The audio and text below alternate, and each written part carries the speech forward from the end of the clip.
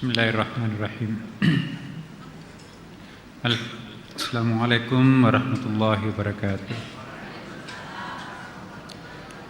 Assalamualaikum warahmatullahi wabarakatuh.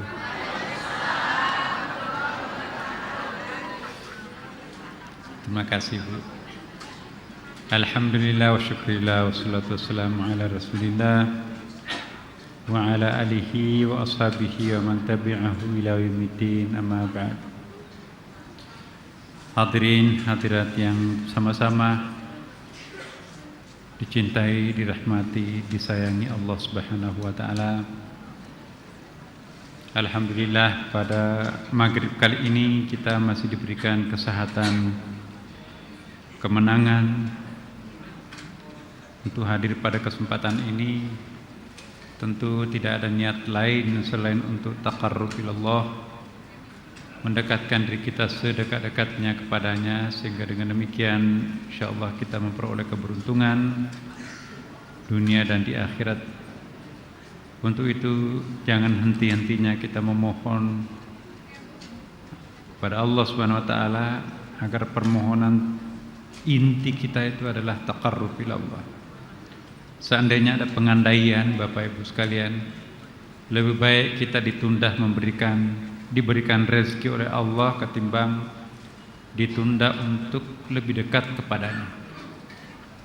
Artinya prioritas kita pertama kepada Allah ialah dekat. Allah dekat kepada kita, kita pun dekat dengannya. Baru yang lain-lain. Ya, jangan minta rezeki terus menerus tapi tidak pernah mohon kedekatan diri dengan Allah. Itu artinya tidak terlalu kecil permohonan kita kepada Yang Maha Besar, Yang Maha Kuasa. Ya. Baiklah Bapak Ibu sekalian, kita menundukkan kepala sejenak, memulai pengajian kita ini sambil membacakan surah Al-Fatihah kepada seluruh guru-guru kita, kemudian termasuk yang kita bahas bukunya Ibnu Athaillah pada malam ini. Semoga kita mendapatkan berkah semuanya. Ala hadhihi niyyah wa la kulli niyatin shalah. Al-Fatihah.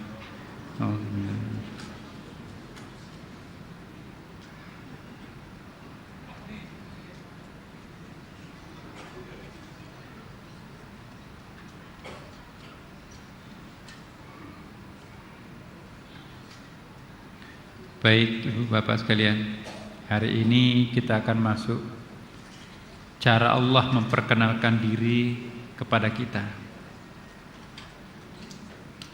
Seringkali kita juga belum mengerti untuk tidak menyebut salah faham ya. Kadang-kadang kita tidak mengerti bagaimana Allah berkomunikasi terhadap diri kita. Terkadang kita mencari sesuatu dari Allah, sesungguhnya Allah sudah berikan terhadap kita, masih minta lagi, seolah-olah kita tidak tahu sesungguhnya pemberian Allah yang kita minta lebih banyak dari itu, lebih besar daripada yang kita minta, tapi kita tidak sadar kalau itu adalah ganti daripada doa yang kita minta kepadanya. Mari kita lihat bagaimana Syekh Ibnu Athaillah memperkenalkan kepada kita bentuk-bentuk perkenalan Allah terhadap diri kita. Pertama, kita lihat mata a'taka ashhadaka birrahu wa mata mana'aka ashhadaka qahrahu wa huwa fi kulli dzalika muta'arrifun wa muqbilun biwujudi latifihi 'alaika. Artinya, apabila Allah memberimu anugerah, maka berarti Dia memperlihatkan belas kasih-Nya kepadamu. Apabila Allah menahan pemberian untukmu, artinya tidak memberikan anugerah itu kepadamu, maka berarti Dia memperlihatkan kekuasaannya terhadapmu. Dan pada semua kondisi itu Dia memperkenalkan diri kepadamu serta menghadapimu dengan kelembutan. Hanya ada dua, Bapak, di dalam diri kita. Apabila kita bermohon, Allah menerima permohonan kita, maka Allah memperkenalkan diri lewat jamaliyahnya, kelembutan. Tetapi manakala kita bermohon, Allah tidak mengabulkan permohonan itu, maka Allah memperkenalkan dirinya kepada kita melalui jalaliyahnya, ya, keperkasaannya. Tapi ketahuilah, kedua-duanya bagi Allah sama. Satu di antara dua yang Allah berikan terhadap kita, dua-duanya adalah wajah Allah yang dapat menjumpai kita. Tinggal kearifan kita menerima kenyataan itu seperti apa. Di sini kita dituntun, apapun di antara yang dua itu, maka sesungguhnya Allah, Dia telah memperkenalkan diri kepada kita dan menghadapi kita dengan kelembutan. Kelihatannya kasar tetapi justru lembut. Nah, kadang-kadang kita merasa kecewa terhadap Tuhan. Bukan kadang-kadang, mungkin seringkali. Yang kita minta tapi lain menjadi kenyataan, itu kan artinya kecewa. Ya. Kekecewaan itu sebetulnya tidak perlu terjadi seandainya kita tahu rahasia di balik itu apa. Ingat bait yang pernah kita baca sebelumnya, bahwa seandainya kita mengenal hikmah di balik penolakan permohonan kita kepada Allah. Saya ulangi, seandainya kita memperoleh pengetahuan hikmah di balik penolakan permohonan kita kepada Allah, maka sesungguhnya kita akan merasakan jauh lebih indah ketimbang seandainya permohonan itu dikabulkan Allah. Persoalannya adalah tidak semua orang diberi pengertian langsung oleh Allah untuk memahami hikmah di balik penolakan itu. Ya. Guru kita mengatakan, Syekh Ibnu Taimiyah, seandainya kita diberitahu oleh Allah hikmah di balik penolakan permohonan kita, maka pengenalan itu akan jauh lebih nikmat ketimbang seandainya seluruh permohonan itu dikabulkan.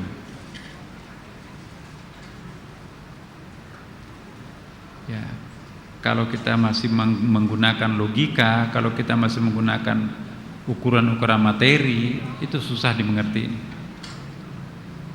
Tetapi saya yakin pernah kita merasakan ini, Bapak. Allah tidak mengabulkan yang kita minta, tapi perasaan puas dalam hati itu ada. Belum tentu perasaan selegah seperti itu, seplong seperti itu bisa kita rasakan seandainya Allah mengabulkan permohonan kita. Ya. Inilah yang dimaksud antara lain bait ini. Manakala Allah memberimu anugerah, berarti Dia memperlihatkan belas kasihnya terhadapmu. Ya. Jadi ada dua sifat Allah, jamaliyah dan jalaliyah garis besarnya. Sifat-sifat kejantanan dan sifat-sifat apa lawannya jantan, femininity, kelembutannya. Ya, dua-duanya itu wajah Tuhan. Kitalah yang harus arif kalau Allah memberikan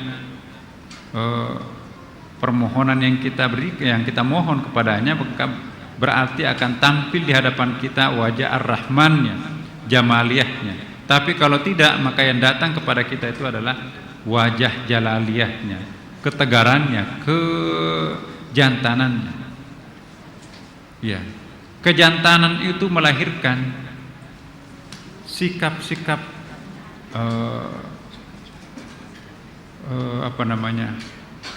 rububiyah. Ya, bukan sikap ubudiyah. Saya ulangi. Kalau Allah menampilkan sifat atau wajah kejantanannya, masculinity-nya, maka itu artinya kita diminta untuk menampilkan sifat-sifat ubudiyah kita. Tapi sebaliknya, manakala Allah memenuhi seluruh permohonan kita, maka Allah menampilkan sifat jamaliyahnya, kelembutannya. Maka di situ kita seolah-olah yang menonjol sifat rububiyah kita. Ada cross di situ. Apa perbedaan sifat uluhiyat atau rububiyat dengan sifat ubudiyat? Sikap-sikap dan sifat-sifat ubudiyah kita itu kehinaan diri kita sendiri, ya. Menampilkan rasa kehinaan diri di hadapan Allah Subhanahu wa taala. Itu positif. Ya. Sebaliknya, menampilkan sifat-sifat rububiyat atau uluhiyat, ya sebutlah ketuhanan dalam diri kita. Di hadapan kelembutan Allah, jamaliyahnya Allah, maka itu juga positif. Agak kurang pas, ya, kalau Allah menampilkan diri sebagai sifat jalaliyah, ketegaran, kekuasaan, kejantanan, tapi kita sebagai hamba menampilkan sifat-sifat rububiyah kita, berarti di sini negatif. Nah, jika kita ingin memperoleh nyala lampu seperti ini, memberikan penerangan terhadap kita, itu pasti ada connecting antara negatif dengan positif. Negatif positif itu akan melahirkan cahaya. Kalau sifat-sifat jalaliyahnya Tuhan kita gunakan menjemput Tuhan dengan sikap-sikap rububiyah kita, positif lawan positif, terbakar. Atau sebaliknya, Allah menampilkan diri dengan sikap-sikap, sifat-sifat jamaliyah, kelembutan, keindahannya. Sementara kita juga menampilkan sikap-sikap dan sifat-sifat jamaliyah kita. Itu juga aksentuasinya dalam masyarakat itu nanti tidak terlihat. Akhirnya tidak memberikan cahaya.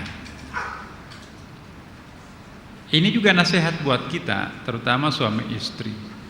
Kalau suami lagi marah, ibu jangan marah, ya, gantian. Udah biarin aja keluar dulu. Gimana Pak, sudah ya? Tunggu dulu, masih ada. Yuk keluarin. Gimana, sudah? Ya sudah. Nah, sekarang giliran saya marah lagi. Jadi gantian marah. Sudah. Nah, terus solusinya apa? Ya, udah saling mengerti. Tapi kalau tidak ada yang saling pengertian, sama-sama berebutan di situ, tidak ada pencahayaan.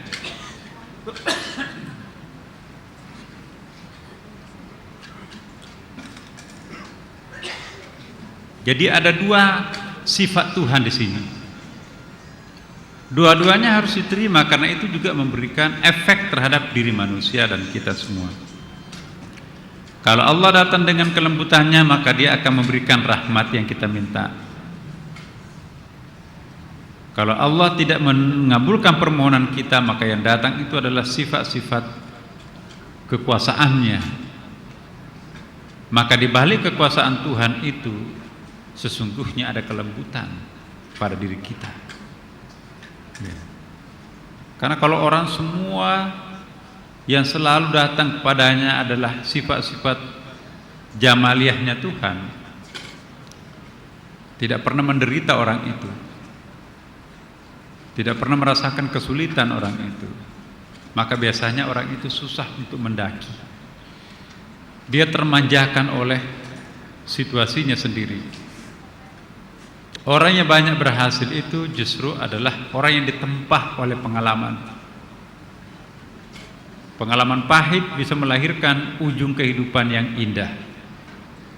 Tapi pengalaman manis di masa awal itu akan menjanjikan kepahitan hidup di masa akhir. Ini rumus-rumus kehidupan. Cara untuk melanggengkan kebahagiaan, ya dekatlah dengan Allah Subhanahu wa taala. Semakin banyak rezeki yang Allah berikan kepada kita, maka semakin harus lebih banyak sujud, ruku, puasa, amalan-amalan yang kita lakukan terhadapnya sebagai tanda kehambaan diri kita terhadapnya. Ya.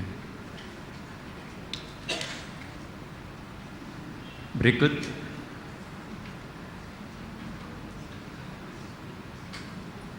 nah ini dia rahmat dibalik penolakan Allah. Innama yu'limukal man'u li'adami fahmika anillahi fihi. Penolakan dari Allah terasa pedih bagimu hanya karena engkau tidak mengerti rahmat Allah di balik penolakan itu. Kita jangan putus asa dengan penolakan. Apakah itu penolakan cinta, apakah itu penolakan doa, apakah itu penolakan permohonan dimanapun, selalu di balik penolakan itu ada rahmat Allah yang kita tidak sadari. Makanya ini disebutkan di sini, penolakan dari Allah terasa pedih bagimu. Kenapa pedih? Lantaran engkau tidak mengerti rahmat Allah di balik penolakan itu. Banyak sekali di dalam kehidupan kita yang kita jalani ini membenarkan statement ini. Untungnya kalau saya memenuhi panggilan itu, maka saya ikut di dalam bus yang kecelakaan itu. Untungnya kalau saya dulu tidak seperti ini, mungkin saya ikut seperti mereka. Ya, untung ya. Jadi selalu ada perasaan-perasaan untung seperti ini manakala penolakan itu terjadi pada diri kita. Ya. Mana yang lebih baik? Statement untung ya, daripada kita mengatakan sayang sekali dia mati. Ya, sayang sekali anak itu baik sebetulnya, tapi sayang dia terjerambab. Sayang. Nah, jadi kata sayang dan untung, sayang itu melekat pada penolakan. Saya ulangi, kata untung itu seringkali melekat pada penolakan, sayang itu seringkali melekat pada penerimaan. Ya, semua tawaran dia penuhi, ya oke, ikut. Nah, begitu dapat musibah, sayangnya dulu orang itu bagus sebetulnya, tapi dia dipengaruhi oleh terlalu cepat ingin memperoleh sesuatu, sayangnya. Nah, itu kan negatif ya kan? Tapi sebaliknya kalau kita balik ya, kalau Allah menolak permohonan kita, biasanya ada kata-kata untungnya dia. Ya, untung saya tidak ada pada waktu itu. Untung saya ada undangan lain. Untung. Nah, jadi di balik penolakan itu ada untung. Tapi di balik penerimaan itu seringkali ada sayang. Sayang dalam pengertian negatif, untung dalam pengertian positif. Nah, ini bukan sekedar untuk menghibur diri, kompensasi daripada kegagalan, tidak. Seandainya tidak ada pembenarannya yang pernah terjadi dalam sejarah manusia, bolehlah kita katakan seperti ini, itu kan caranya agama membujuk manusia, kompensasinya seperti itu untuk agar manusia sabar, padahal sesungguhnya enggak. Itu bisa kita terima seandainya tidak pernah terbukti bahwa kata untung melekat pada kata penolakan itu sendiri. Tapi rata-rata hampir semua kita lihat bahwa justru penolakan itu kalau orang arif menindaklanjuti, maka itu akan memicu keberhasilan. Ya. Kadang-kadang tidak terungkapkan, tetapi sejarah yang akan mengungkap. Ya. Kita nggak mungkin mengatakan, untung ya bapak saya meninggal waktu kecil sehingga saya bisa tertantang untuk mendapatkan pekerjaan yang lebih baik. Keringat. Tidak pernah kita ucapkan itu kan. Tapi sejarah yang mengungkapkan bahwa dengan kematian orang tua kita waktu kecil, maka kita tertantang untuk mandiri dalam kehidupan. Nah, hikmahnya apa? Melejit, melampaui orang-orang yang lengkap orang tuanya kan. Inilah arti kehidupan. Ya. Hanya kita terlalu dipengaruhi oleh materi ya di dalam kepala kita. Seolah-olah segala-galanya harus diukur dengan hari itu juga ada materi. Kita tidak pernah bersabar untuk menunda sejenak, mengambil kesimpulan dalam diri kita bahwa oh iya ya. Coba Bapak Ibu sekalian, kalau kita kecewa karena permohonan kita ditolak, ambil air wudhu, kemudian sholat, tafakkur sejenak, renungkan, ini pasti ada hikmahnya. Akhirnya terasa, oh iya ya. Tapi kalau kita tidak pernah memberikan kesempatan terhadap rohani kita mencerna problem yang kita hadapi, udah bunuh dirilah, ngamuklah, piring meluncur, pintu mobil rusak, semua disemprot dan seterusnya. Akibatnya apa? Rusak semuanya. Tapi kalau kita mencoba memikirkan, menghayati apa di balik ini semuanya, nah itu terlihat itu. Oh iya ya. Kalau hari itu nggak muncul, maka minggu depan. Kalau minggu depannya nggak muncul, tunggu bulan depan. Kalau bulan depan nggak muncul, tahun depan. Kalau nggak pernah muncul dalam kehidupan, oh iya, rupanya Tuhan savingnya di akhirat ini. Saya baru rasakan sekarang ini Tuhan, untung Engkau tidak memberikan kepuasan itu, pembalasan itu di dunia. Karena seandainya Engkau memberikan saya pahalanya itu di dunia, mungkin saya pakai untuk takbur, lupa diri terhadap Engkau. Untung Engkau menunda memberikan balasan kebaikan saya itu. Semuanya saya peroleh di akhirat ini. Maka tidak ada waktu untuk ria.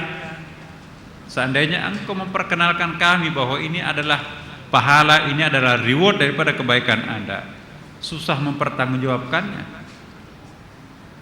Ya. Kita melakukan kerja keras untuk kemanusiaan. Ya. Tapi kok pahalanya nggak ada? Bukan pahala, ini nggak ada balasannya Tuhan terhadap kita. Sampai mati kita tidak pernah mendapatkan rewardnya. Tuhan Maha tahu di situ. Kalau kami memperkenalkan, kalau kami membalas kebaikan kamu terhadap orang lain pada waktu kamu masih hidup, kamu nanti akan menggunakan kebaikan itu mabuk, ria, sehingga nanti pahalamu habis di akhirat. Lebih baik kami tidak berikan rewardnya di dunia ini, nantilah sekalian di akhirat bertumpuk di situ. Terima kasih Tuhan, baru saya tahu betul kalau Engkau memberikan saya waktu kami masih hidup di dunia, watak saya tidak tahan terhadap pujian. Begitu orang memuji saya bisa muntahkan segala-galanya. Ya. Kita jarang sekali untuk melihat diri kita sendiri pada saat kita sedang kecewa. Pada umumnya kita selalu melihat keluar kalau diri kita sedang kecewa. Teman saya sudah hebat, saya masih seperti ini. Ini gara-gara siapa ini saya begini ini? Iya kan? Bawaannya nanti itu marah, tepuk tangan iblis kita kan. Tapi kalau kita melawan diri kita sendiri, ini kata Syekh Ibnu Athaillah, innama yu'limukal man'u li adami fahmik anillahi fihi. Penolakan dari Allah terasa pedih bagimu hanya karena engkau tidak mengerti rahmat Allah di balik penolakan itu. Logikanya kalau kita diperkenalkan hikmah di balik penolakan itu, maka niscaya jauh lebih nikmat ketimbang seandainya Allah memberikan permohonan kita itu. Betapa banyak orang yang dipenuhi permohonannya tidak bahagia. Saya dulu bermimpi memiliki tas bermerek ini, tapi begitu saya miliki, kok rasanya biasa-biasa tuh, cuma 3 kali dipakai ke pesta, udah nggak mau pakai lagi. Nah, tapi pada saat kita ditolak dan diberikan pemahaman oleh Allah, merasakan hikmah di balik penolakan itu, jauh lebih nikmat dan jauh lebih langgeng perasaan nikmat kita ketimbang memperoleh tas bermerek itu.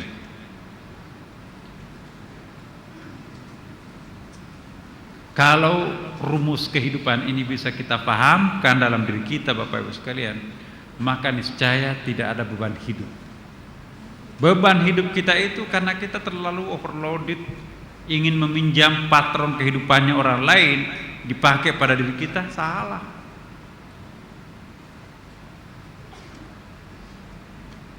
Yang kedua, kelemahan kita menggunakan kehidupan standar-standar kehidupan orang lain dalam menjalani kehidupan itu juga berat. Kita sesungguhnya tidak suka dengan pakaian yang seronok ini, tapi karena ini pemberian panitia pengantenan harus dipakai, ya terpaksa kita pakai. Pada hati kita tuh berontak. Kadang-kadang seperti itu.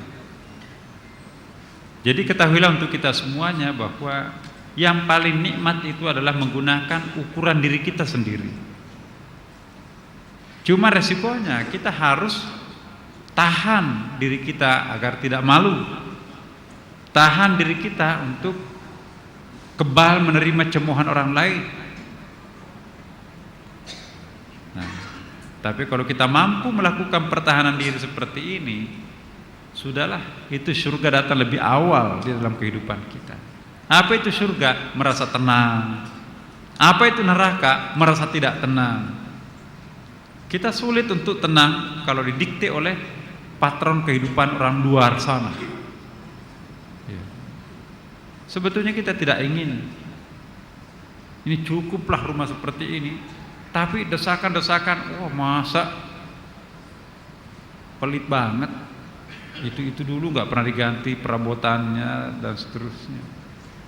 Padahal sama-sama TV, hanya mereknya yang berbeda. Nah, di situ kita berlomba dengan nafsu kita sendiri. Kalau kita mampu untuk menunda kesenangan, maka ada kesenangan luar biasa akan datang tanpa pernah terduga sebelumnya. Rumus kehidupan sederhana yang seperti ini, tapi itu justru mengundang surga. Surga itu Bapak Ibu sekalian ada 2 macam. Surga di dunia, fid dunia hasanah, dan surga di akhirat, wa fil akhirati hasanah. Surga di dunia adalah kesediaan untuk menerima kenyataan hidup kita, memaafkan diri kita sendiri. Dan surga di akhirat pasti kita akan peroleh kalau kita lolos dari surga dunia seperti itu. Subhanallah. Dan sebaliknya, neraka bisa datang lebih awal di dunia manakala kita merasakan diri kita itu penuh dengan kekecewaan.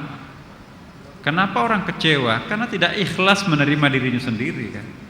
Kalau kita mau menerima diri kita sendiri, walaupun bersaudara kita ditakdirkan jadi miskin seperti ini, saudara kita sendiri yang kaya seperti itu, alhamdulillah saudara kita kaya, bukan orang lain. Jangan mengatakan, masa dia bisa kaya kita tidak boleh, ini gara-gara warisan yang salah bagi kemarin itu. Udah bertengkar, orang tuanya di kuburan itu tersiksa gara-gara pertengkaran anaknya di kemudian hari. Jadi sekali lagi Bapak Ibu sekalian, undanglah surga masuk lebih awal dalam dirinya sendiri, tolaklah neraka masuk lebih awal dalam dirinya sendiri. Kalau ini sudah bisa kita lakukan Bapak Ibu sekalian, pasti khusyuk dalam salat, pasti semuanya indah, dan kita tidak pernah merasakan beban kehidupan. Hanya karena kita tidak berani memulai saja. Begitu kita berani memulai kehidupan baru seperti ini, ternyata memang iya benar. Dan pada akhirnya mohon maaf Bapak Ibu sekalian, apa yang kita khawatirkan semula nanti akan jadi kere, nanti akan jadi, ternyata juga enggak. Tidak mungkin kekasih Tuhan akan dibikin menderita dunia akhirat. Orang kafirnya aja diberikan kemewahan kok, apalagi kekasih Tuhan. Hanya karena kita musyrik kecil aja, ragu terhadap Tuhan. Buktinya kita ragu menyerahkan diri kita kepada Allah, tapi sisi lain kita takut. Pergi juga ke dukun, pergi juga nyogok di situ dan sebagainya. Itu kan musyrik itu. Itulah akibat musyrik, menyedot energi Bapak Ibu. Selain harus beribadah setengah mati kepada Tuhan, dia juga harus nyogok orang, makan hati. Dia harus pergi ke dukun. Kamu harus begini. Terjadilah loyalitas ganda, loyal terhadap Tuhan, tapi dukunnya juga minta persyaratan. Kiainya minta, bayangkan kiai baca 40 surah Yasin, datang ke kiai yang lain, ini baca 10.000 ya Latif. Yang satunya lagi, ini kamu harus baca 10.000 surah Al-Fatihah, 24 jam gak cukup hidupnya. Islam itu bukan amalan oriented, ya, tetapi penghayatan oriented. Jangan melakukan lebih daripada yang ditakarkan oleh Allah. Makanya itu salat isya jangan 100 rakaat sekalipun enjoy. Salat subuh mentang-mentang enak dengan Tuhan, bisa nggak ditambah 10 rakaat salat subuh? Nggak bisa. Pada dasarnya ibadah itu haram dilakukan, kecuali yang diperintahkan oleh Allah. Tapi pada dasarnya yang non ibadah itu boleh dilakukan, kecuali yang dilarang khusus oleh Allah. Luar biasa Allah memberikan kebebasan terhadap hambanya. Subhanallah. Nah, kita diajak untuk merenung Bapak Ibu sekalian. Wawasan seperti ini nggak ada di kantor Bapak, nggak ada di pasar Tanah Abang, nggak ada di mana-mana. Mungkin di situ ada, cuma suasana batin kita di sana lain. Nah kalau di sini rumah Tuhan kan beda kan? Rumah Tuhan dengan rumah iblis beda kan? Saya nggak menganggap pasar rumah iblis loh, enggak. Artinya rumah yang menantang kita untuk hidup 1000 tahun, itu persis pandangan hidupnya iblis. Ya Allah, berikan aku usia sampai seumur hidup dunia ini. Oke. Ya, tetapi kalau pandangan rumah malaikat yang kita pakai, rumah Tuhan yang kita gunakan, soal panjang pendek itu urusan dia. Yang penting kita menikmati kebahagiaan dunia akhirat. Kita dengarkan surah Az-Zumar.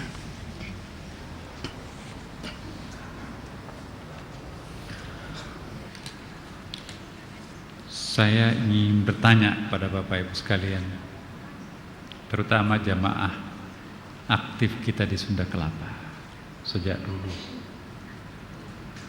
Jujur saya ingin memperoleh jawaban Bapak Ibu.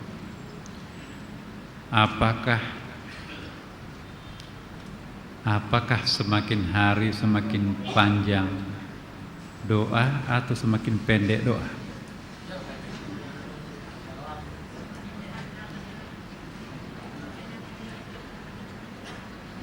Semakin panjang atau semakin pendek?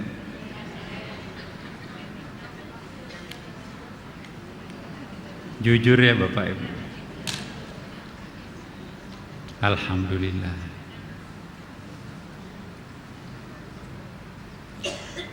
Selama kita masih terlalu panjang daftar permintaan permohonan kepada Allah,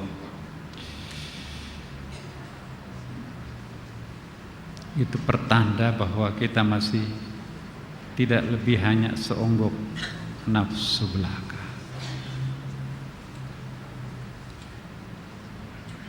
Kalau terlalu panjang pertanyaan, kalau terlalu panjang daftar doa, maka peluang untuk kecewa semakin besar. Tapi kalau permohonan kita semakin pendek, sebetulnya bukan pendek Bapak, terjadi pemadatan. Mungkin itu lebih tepat itu.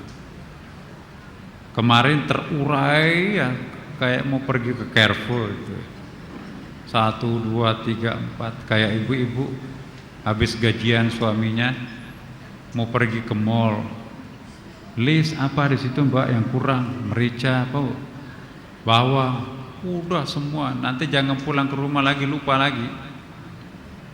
Jadi sebelum sholat tahajud itu dia pasang 2 halaman di depan sajadahnya itu, apa satu persatu di situ dia mohon itu. Jangan-jangan nanti ada satu poin, ya Allah suapin aku makanan. Maka yang Tuhan itu siapa sebetulnya?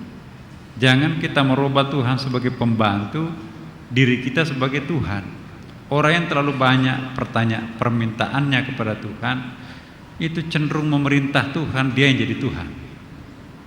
Berikan aku, berikan aku, berikan aku, mohon. Ya. Mbak kasih itu. Padahal dia bisa berdiri 5 langkah, teriak, Pak ini ambilin itu. Hanya karena tidak ingin bangun dari tidurnya, si bos. Ya. Ingat Bapak Ibu sekalian, manakala kita masih terbiasa dengan mudah memerintah orang, sekalipun itu anak kita, pembantu kita, pertanda apa itu?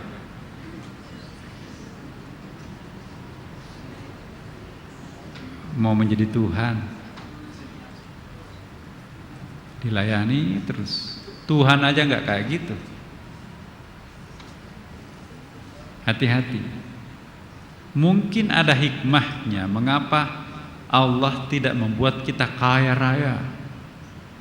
Mungkin ada hikmahnya kenapa Tuhan tidak melantik kita jadi pejabat tinggi. Mungkin ada hikmahnya kenapa kita tidak menjadi mantunya siapa gitu, terserah. Karena kalau kita seperti itu, Masya Allah Bapak Ibu, orang kaya baru, orang apalah, sebetulnya kenikmatan itu adalah manakala kita mampu memfasilitasi diri kita sendiri. Kalau difasilitasi oleh orang lain nggak berkah.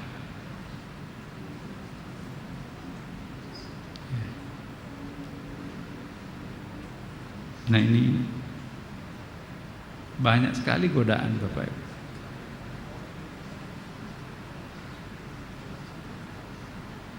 Kalau orang jadi pejabat, masa cuman tasnya ringan-ringan begitu mau diangkatkan? Pak ini protapnya begitu. Protap apa?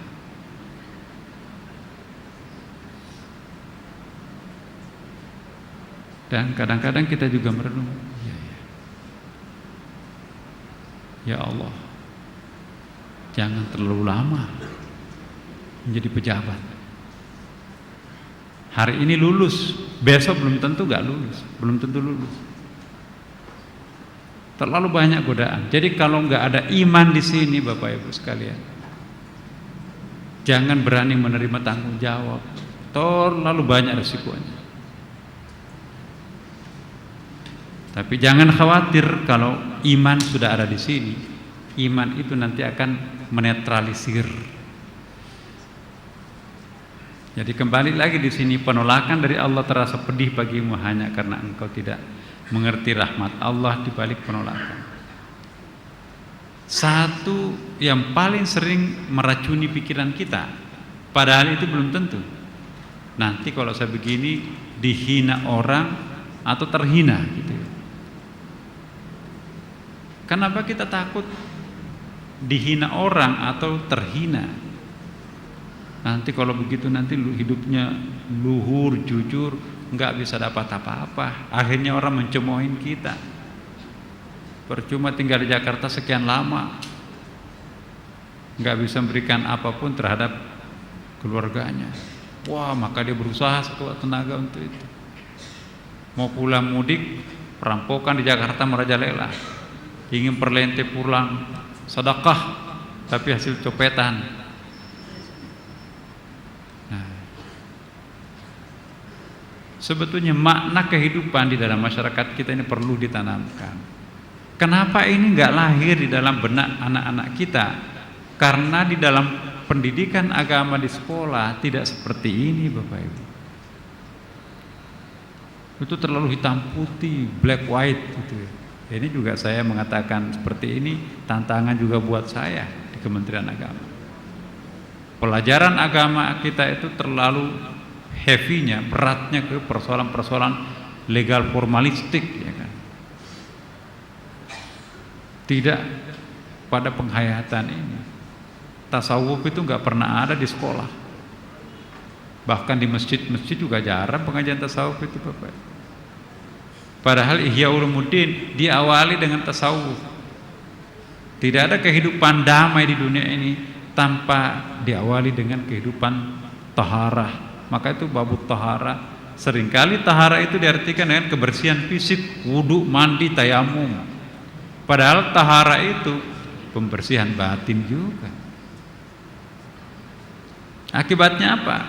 Hafal semua pelajaran agamanya 9, tapi taurannya juga 9, kurang ajarnya juga 9. Jadi pengetahuan agama itu bukan untuk mendidik moralitas, tapi untuk lulus.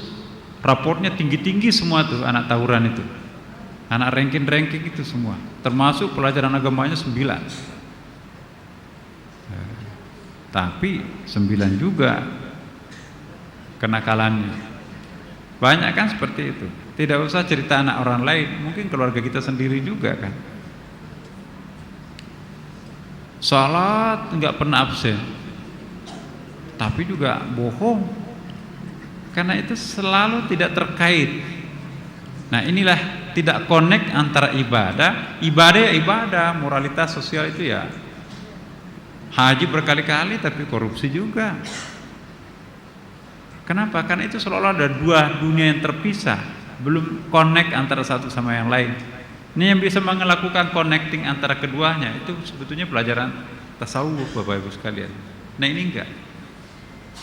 Coba kalau Bapak Ibu manasik haji, pernah enggak diajarkan manasik haji itu bicaranya tentang sofistik? Ya, haji itu apa sesungguhnya? Jadi pada umumnya kita dibawa, oh itu batal itu harus dam itu nanti, harus ini nggak boleh sama sekali. Ya, jadi ganti pakaian putih-putih, jadi terlalu formalnya. Padahal itu kan kaya dengan simbol. Bapak Ibu saya yakin pernah baca bukunya Ali Syariati, walaupun dia Syiah. Nah sekarang kan ada fenomena. Tapi kita lihat buku-buku yang seperti itu, penting kita baca yang seperti itu ya, bukan hanya itu. Nah, lain rasanya Bapak Ibu kalau kita belajarnya legal formalistik belaka, kering nanti jadinya. Tapi kita harus masuk ke dalam hubungan antara agama yang kita pelajari dengan suara-suara hati kita itu. Harus mix betul. Ya. Terakhir kita baca satu. Nah ini penting nih. Rubbama fataha laka bab at-ta'ah wa ma fataha laka bab al-qubul wa rubbama qada 'alaika bid-dhanbi fa kana sababan fil wusul. Wow. Boleh jadi Allah membukakan pintu ketaatan bagimu, akan tetapi tidak atau belum membuka pintu pengabulan diterimanya ketaatan itu. Dan boleh jadi pula Allah menakdirkanmu berbuat dosa, akan tetapi ternyata dosa itu menjadi penyebab sampainya tujuan engkau kepada Allah. Gimana ini? Kontradiksi kan dalam kehidupan kita sehari-hari. Ada ibadah tapi melahirkan penolakan. Ada dosa melahirkan penyampaian. Nah, gimana maksudnya? Ini yang perlu kita dalami Bapak Ibu. Yang mana yang pertama dan yang mana yang kedua? Saya jelaskan. Boleh jadi Allah membukakan pintu ketaatan bagimu. Kita sudah sholat, sudah seperti ini, lebih dari ini malah sholat tahajud dan lain-lain sebagainya. Tetapi tidak membukakan pintu pengabulan ketaatan itu kepada Allah, masih tetap saja berdosa, seperti nggak ada efeknya dalam kehidupan kita sehari-hari. Ya. Ibadah tidak berbanding lurus dengan kebaikan, ketenangan batin. Ya. Ibadah banyak, tapi semakin sembraut juga hati kita kan. Nah, boleh jadi pula Allah menakdirkanmu berbuat dosa, akan tetapi ternyata dosa itu menjadi penyebab sampainya tujuan engkau kepadanya. Dosa kok malah membawa penyampaian diri pada Tuhan. Tadi ketaatan membawa penolakan terhadap Tuhan. Kalau begitu berdosa aja, jangan melakukan ibadah. Ini salah lagi, lebih salah lagi. Nah, penjelasannya begini. Mungkin ada di sini. Ini ada hadis Nabi. Rasulullah SAW bersabda, demi Allah yang jiwaku berada dalam genggaman tangannya. Ini Allah, Nabi bersabda ini. Nabi bersumpah, wallahi, ya, yang jiwaku berada dalam genggaman Tuhan.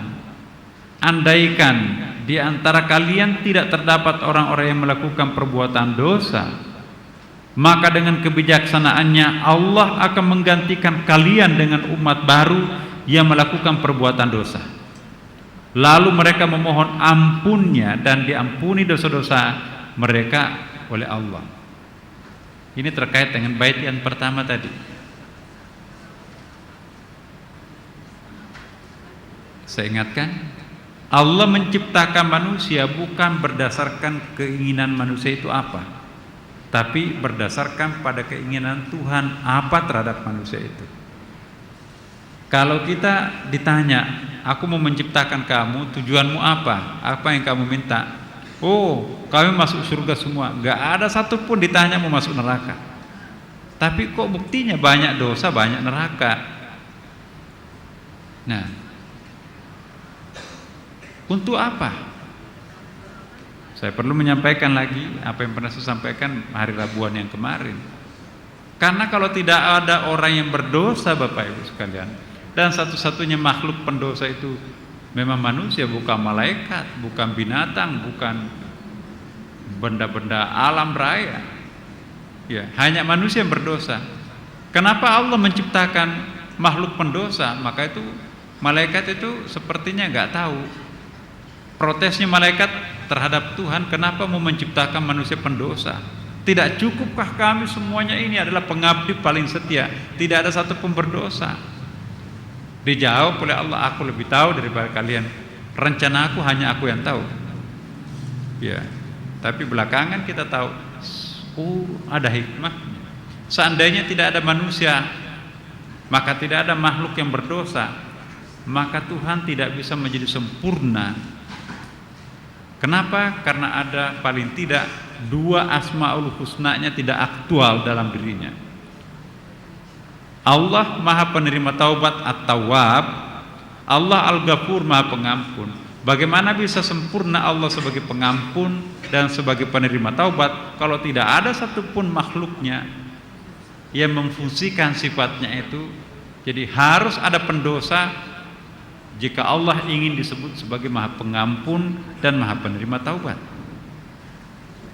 Inilah hadisnya. Demi Allah, kata Rasulullah, seandainya kalian seperti malaikat, maka pasti Allah akan menciptakan pendatang baru yang melakukan tugas dosa itu. Dosa itu adalah dirancang Allah agar dirinya tampil seutuhnya seperti dalam Asmaul Husna. Allah Maha Pengampun, Allah Maha Penerima Taubat. Tidak mungkin ada pencipta tanpa ada ciptaan. Iya. Bagaimana bisa disebut Allah Maha Pemberi kalau nggak ada yang diberi? Bagaimana bisa disebut Allah Ar-Rahman Ar-Rahim kalau nggak ada yang dikasihani? Maka Allah menciptakan makhluknya kan. Kalau nggak ada makhluk, maka aktualisasi diri Allah sebagai Al-Khaliq tidak terwujud. Jadi konsekuensi processing dari ahadiyah turun ke wahidiyah. Nah, ini saya tidak pernah jelaskan ini. Nanti satu saat, Bapak. Apa itu ahadiyah, apa itu wahidiyah, kemudian itu apa itu ayan. Tapi pernah kita bahas sedikit-sedikit dari Rabuan itu, tapi belum mendalam. Ya. Penjelasan. Maka hendaknya jangan kita melihat ketaatan dan kemaksiatan itu secara lahiriah dan dalam waktu tertentu saja. Seorang yang nampak ahli ibadah mungkin belum dikabulkan permohonannya karena ibadahnya sebetulnya tidak semata-mata karena Allah. Siapa yang tahu niat orang itu? Iya kan? Mungkin aktif sekali, panjang rakaat salatnya, isi kepalanya apa waktu dia sujud? Kayak kita aja kan? Kalau main jumlah rakaat sih boleh, tapi kehusyuannya boleh nggak? Belum tentu. Sedangkan seseorang yang jatuh dalam maksiat lalu berhenti melakukannya karena takut kepada Allah, maka Allah akan menuntunnya menjadi orang yang baik di sisinya. Ya Allah, inilah dosa terakhirku. Ternyata begitu sakitnya dosa ini. Akhirnya lentingannya naik ke atas, melampaui standar tempat jatuhnya tadi. Bola itu kalau jatuh, kadang-kadang lentingannya lebih tinggi ke atas ketimbang tempat jatuhnya. Kita yang setiap hari ngaji di Sunda Kelapa, malah pendosa kemarin dosa besar melejit ke atas. Kenapa? Karena kedekatan diri dengan Tuhan itu adalah pekerjaan kualitas batin yang sangat sempurna. Orang Indonesia itu kan kurang tantangan. Kenapa? Karena alamnya nikmat. Gak ada musim salju seperti di Amerika sekarang ini. Di sana banyak tantangan, akhirnya kreatif orang itu. Semakin banyak tantangan, semakin kreatif. Nah, dia atau kita di sini gak pernah merasakan dosa besar. Ternyata dosa besar itu maha dahsyat, perasaan kita itu sangat tidak tentram. Akhirnya begitu dia berdosa, tergelincir, dan bukan main, istighfarnya, taubatnya, kesadaran dirinya melampaui tempat semula dia jatuh. Inilah yang disebutkan dalam sini. Tapi ini jangan ditiru Bapak Ibu. Jangan ditiru kalau begitu. Kesempatan ini untuk berdosa besar ini. Nanti besok kita taubat bukan main, melampaui teman-teman. Gak bisa. Banyak faktornya. Begitu jatuh ke bawah, jatuh ke dalam lumpur, nggak naik-naik, rasain. Nah, jadi nggak bisa seperti itu. Tapi itu kemungkinan itu ada, Bapak. Cuman jangan nekat. Ini penjelasannya ada ini. Saya tanggung ini tidak menjelaskan ini. Ini maksiatu awrasat dullan waqtifaran waftiqaran khairum min ta'atin awratat izzan wastikbaran. Kemaksiatan yang menimbulkan rasa hina dan rasa membutuhkan, jadi menyesalkan ya. Kemaksiatan yang menimbulkan rasa hina di hadapan Allah jauh lebih baik daripada ketaatan yang menimbulkan rasa bangga dan kesombongan. Ada orang sok alim, bukan main, dicium-ciumin tangannya kemana-mana, masanya beludak. Muncul rasa bangga. Aku kan keturunan wali. Iya. Aku kan hebat. Dia bangga di situ. Coba lihat ini kekasih Tuhan. Habis kita salatnya terus banyak ini. Ya, lihat nih Sunda Kelapa, kelasnya lain. Itu sama sekali nggak boleh Bapak Ibu sekalian. Ahli ibadah yang sombong karena ibadahnya itu lebih hina daripada penjahat yang meratapi dosanya. Ingat hadis Nabi, jeritan tobatnya para pendosa lebih disenangi Tuhan ketimbang gemuruh tasbihnya para ulama. Luar biasa ini. Jangan sampai kalau dikaruniakan Allah nanti dengan suatu ketaatan yang sempurna ahli ibadah, Bapak Ibu. Hati-hati jangan terjerumus. Ini ada hadisnya.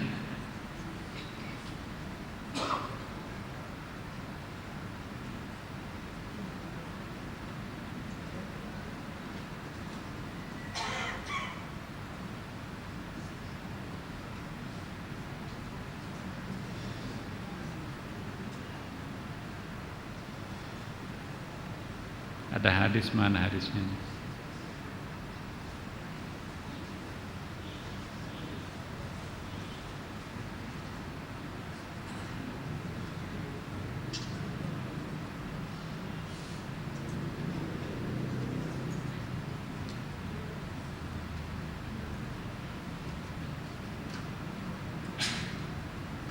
Nah, belum pindah. Tapi begini hadisnya Bapak sekalian.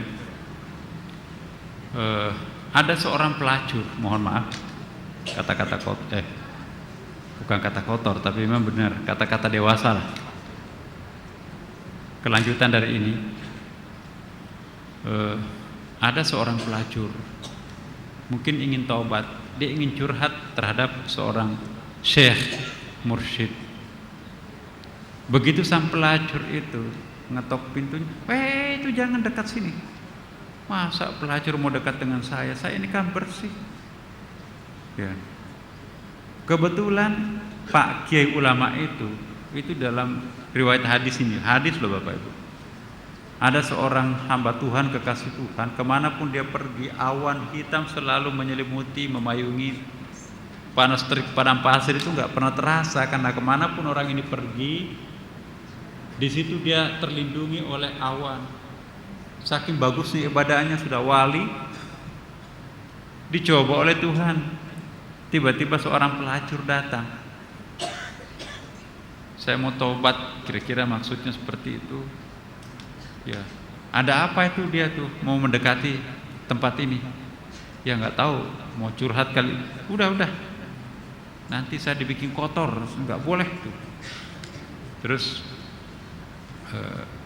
dalam hadis itu disebutkan seolah-olah Allah marah terhadap si orang itu dengan satu hadis bahwa Allah lebih memberikan harga terhadap pelacur yang bertobat ketimbang wali yang angkuh tadi, tidak mau mendekati pelacur karena takut kotor.